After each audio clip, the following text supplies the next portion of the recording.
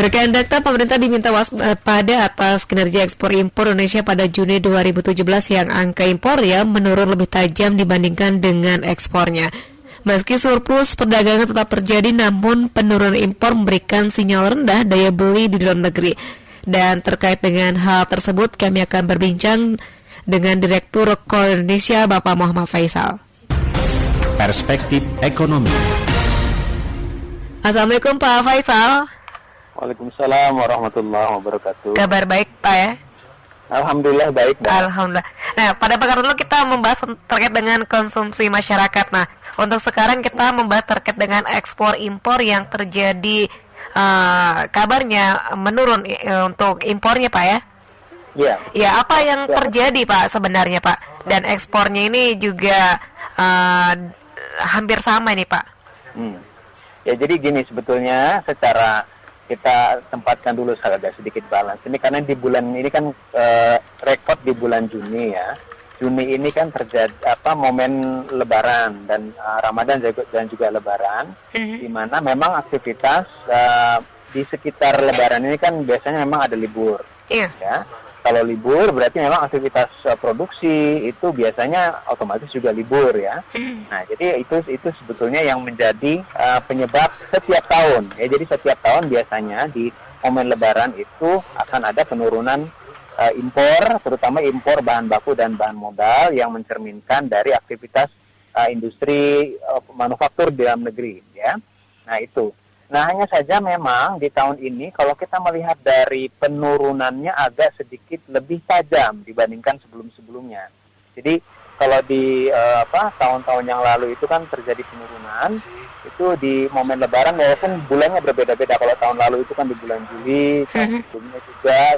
Nah, tahun ini dikenanya di bulan Juni nih. Nah, jadi turun juga impornya. Cuman memang di tahun ini itu lebih dalam ya, saya pikir dibandingkan tahun-tahun sebelumnya. Jadi saya pikir memang sangat wajar kalau kemudian ada warning bagi pemerintah, karena penurunan impor yang paling dalam di bulan Juni ini adalah impor untuk jenis barang modal dan barang penolong atau bahan baku industri dan juga baku industri. Nah, ini artinya kan terkait dengan produktivitas atau kondisi daripada industri manufaktur di dalam negeri. Ya, lain halnya kalau misalkan yang diimpor adalah bahan konsumsi, yang turun barang konsumsi. Karena kalau kita lihat di sini di Juni, sebetulnya barang konsumsi juga turun ya secara pertumbuhan, tapi turunnya tidak sedalam impor bahan baku dan juga bahan penolong industri, juga barang modal. Jadi ini yang memang wajar untuk kemudian ditawaspadai ya ke depannya. Jadi memang kita tidak bisa melihat sampai di Juni saja. Kita harus melihat lagi perkembangan berikutnya di bulan berikutnya di bulan Juli ya, untuk bisa menyimpulkan secara lebih dalam. Tapi dengan fakta di bulan Juni saja saya pikir ini sudah cukup untuk kemudian kita waspada, apalagi kalau kita melihat terakhir hampir di seluruh industri ya akhir-akhir ini, terutama dalam beberapa bulan terakhir di tahun ini itu mengalami kelesuan dari sisi produksi, menahan produksi, bahkan ada yang sudah sampai kontraksi. Dan industri-industri ini bukan hanya industri yang padat modal, tapi juga sampai ke yang padat karya, sampai ke industri makanan, sejumlah industri makanan minuman yang sebetulnya dia kan lebih berorientasi domestik ya. Nah, jadi ini yang menjadi perlu diwaspadai ya. Baik, dan tentunya untuk impor juga harus ada beberapa komoditas yang harus diimpor, tidak semuanya nih kan Pak Faisal ya? Ya, tidak semuanya. Kira-kira apa saja yang memang harus dibutuhkan lalu pemerintah membuka keran impor? Nah, gini, membuka keran impor begini ya, yang saya jelaskan tadi itu adalah untuk impor yang produktif. Impor yang produktif karena untuk untuk kebutuhan dalam negeri ya. Produksi di dalam negeri, bukan produksi di dalam negeri ya. Nah, beda kalau impor barang konsumsi itu untuk kebutuhan konsumtif di dalam negeri, itu yang semestinya memang kita perlu lebih tekan, karena kita lebih mengutamakan untuk konsumsi dari produksi dalam negeri sendiri, gitu ya. Nah, tapi kalau untuk aktivitas produksi, nah ini kita mesti memang melihat banyak memang bahan baku dan juga barang penolong industri itu yang tidak bisa kita produksi sendiri. Ada sebagian yang tidak bisa kita produksi sehingga harus mengimpor.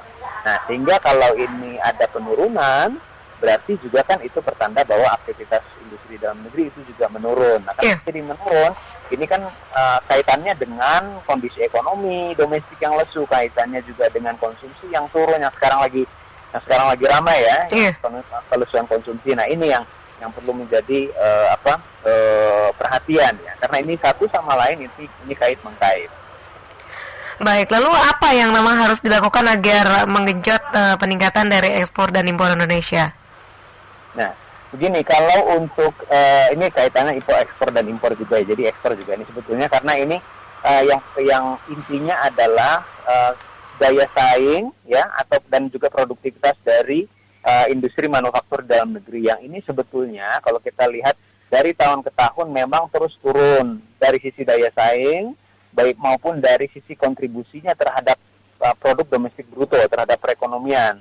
Ya, ini yang kita sebut biasanya kalau dengan istilah deindustrialisasi, artinya pertumbuhannya itu berada di bawah rata-rata pertumbuhan ekonomi nasional. Kita tahu pertumbuhan ekonomi nasional itu di level 5%. Nah, industri itu di level 4% di bawahnya, bahkan kalau kita lihat di kuartal 2 kemarin yang terbaru itu sampai 3,5%, itu lebih turun lagi. Nah, ini yang kita khawatirkan ya, karena artinya kita ini untuk kita bisa meningkatkan pertumbuhan ekonomi, meningkatkan kesejahteraan masyarakat, itu kita akan sangat bergantung sekali dengan industri manufaktur. Masalahnya begitu. Karena pengalaman di banyak negara itu tidak mungkin dia bisa meningkatkan kesejahteraan, meningkatkan pertumbuhan ekonomi tanpa bantuan industri manufaktur. Ya, kalau kita lihat mulai dari Jepang, Korea, sampai ke Cina yang terakhir ini juga Vietnam, itu semuanya melalui industri manufaktur. Karena apa? Satu, industri manufaktur ini yang paling besar kontribusinya secara sektoral terhadap ekonomi dan juga salah satu yang terbesar dalam menyerap tenaga kerja, dan industri manufakturlah yang bisa menciptakan nilai tambah yang lebih tinggi. Ya, nah ini. Jadi apa yang bisa dilakukan adalah bahwa pemerintah memang perlu melakukan pendekatan yang lebih komprehensif ya, mencari solusi yang lebih komprehensif, yang lebih terintegrasi untuk mengangkat daya saing industri nasional ini. Ini kalau disebutkan sebetulnya sudah banyak sekali ya. Karena permasalahannya itu begitu kompleks ya, kalau diceritakan panjang mulai dari biaya energi sampai kemudian masalah regulasi sampai kemudian sampai ke hilir penjualannya juga sampai ke urusan perdagangan ini ya, produk-produk industri. Nah, ini panjang sekali. Nah, memang sudah ada paket-paket kebijakan pemerintah ya, kita tahu itu. Nah, tapi permasalahannya satu itu implementasinya lamban ya. Jadi sampai sekarang itu dampaknya terhadap industri manufaktur itu hampir sangat minim sekali. Bahkan kalau kita lihat investasi untuk manufaktur yang terakhir ini di kuartal 2 dan semester pertama tahun ini itu malah kontraksi, mengalami penurunan. Nah, ini kan ironis ya, kontradiktif terhadap upaya-upaya dari paket kebijakan yang sebetulnya memberikan stimulus terhadap investasi, terutama juga ke dalam atau pada industri manufaktur.